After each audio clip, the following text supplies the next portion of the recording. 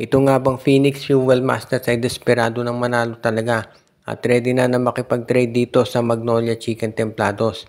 Ang balita ngayon mukhang itong Magnolia daw ay gusto ng pumosisyon para kunin itong si Kai Balungay mula dito sa Phoenix Fuel Masters.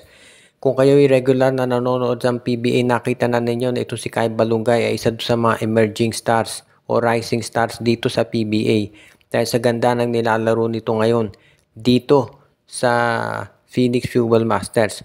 Ang problema nga lang itong Phoenix parang may halong malas na yata at hindi manalo-nalo dito sa kanyang mga laban at nagkakaproblema pa nga pagdating dito sa pagpapalakas ng kanilang roster.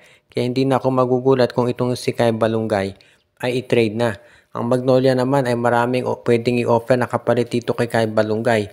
Nandyan of course si Calvin Abueva, nandyan din si Jeric Ahanmisi. At sabi ng iba baka itong si Aris Dionisio pwede na rin i-trade ng Magnolia kung si Kai Balungay ang magiging kapalit.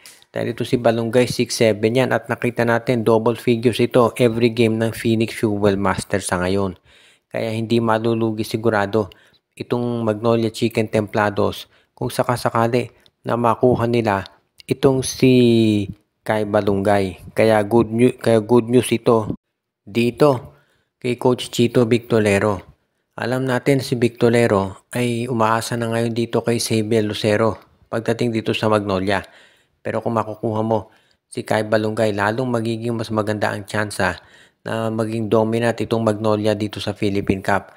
Dahil kung meron kang Lucero, Sanggalang at Kai Balungay, medyo mahirap nang banggain yung ganyang klaseng frontcourt lalo na kung i-complement pa nitong backcourt nila na si Jerome Lastimosa, Peter Alfaro at nandyan pa si Paul D at Mark Baroka. Kaya magiging matikas na talaga ang Magnolia ngayon. At napag-uusapan natin itong mga teams na matikas, mukhang itong TNT Tropang Giga ay ready na raw na gumawa ng isang malaking trade dahil medyo hindi maganda ang nagiging kampanya nila dito sa Philippine Cup. Ang TNT ay gustong maka-Grand Slam pero dalawang sunod na yung talo nila.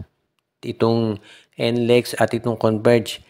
At yung masusunod na laban ng TNT hindi magiging madali dahil sinabi naman ito ni Coach Chot Reyes bago pa mag-umpisa itong Philippine Cup. Dahil sila ang may chance maka-Grand Slam, sigurado na lalong magiging mas matindi yung pagkalaban sa kanila dahil syempre lahat ng teams gusto silang pigilan.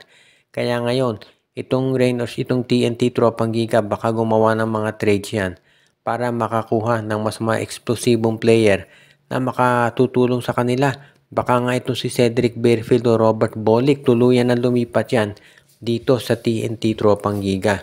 Yan ang isa daw sa mga ayon sa mga insiders ang pinaplano nitong MVP group dahil ayaw nila na palampasin na itong pagkakataon na sila ay maka-Grand Slam.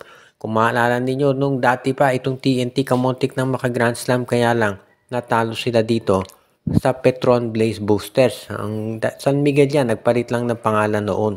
Kaya nga ngayon kinakailangan daw itong TNT Tropang Giga ay gumawa ng paraan para masiguro na itong chance nila maka-Grand Slam ngayon hindi nila palalampasin. Kaya nga gusto nilang kumuha ng mga additional pang mga players.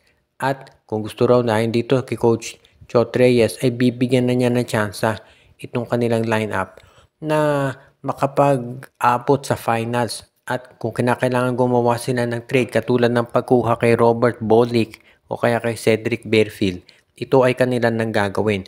Kaya abangan natin itong malaking announcement na gagawin nila.